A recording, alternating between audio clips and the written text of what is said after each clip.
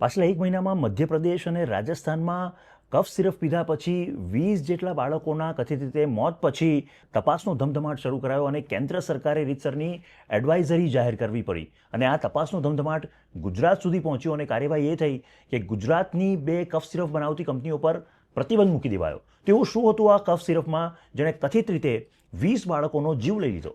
આ મામલા સામે આવ્યા બાદ કફ સિરપની ગુણવત્તા અંગે ગંભીર સવાલ ઉઠ્યા. મધ્યપ્રદેશે તો તામિલનાડુમાં બનતા કોલ્ડ્રીફ કફ સિરપ પર પ્રતિબંધ પણ લાદી દીધો.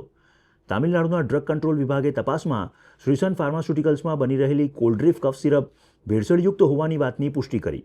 તામિલનાડુ ડ્રગ્સ કંટ્રોલ વિભાગના 2 ઓક્ટોબરના રિપોર્ટ અનુસાર કોલ્ડ્રીફ સિરપની બેચ SR13ને ભેળસેળયુક્ત જાહેર કરવામાં આવી.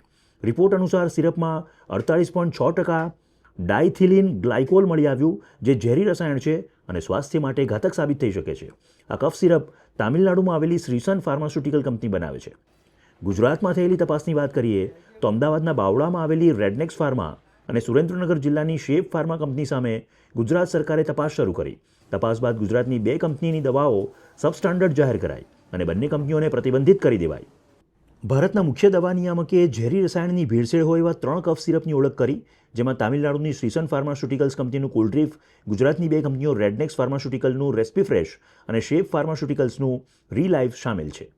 BBC વર્લ્ડ સર્વિસના અહેવાલ પ્રમાણે વિશ્વ આરોગ્ય સંસ્થા WHOએ ભારતમાં દવાની સુરક્ષાને લગતા નિયમોમાં જે ખામીઓ છે તેને લઈને ઊંડી ચિંતા વ્યક્ત કરી છે.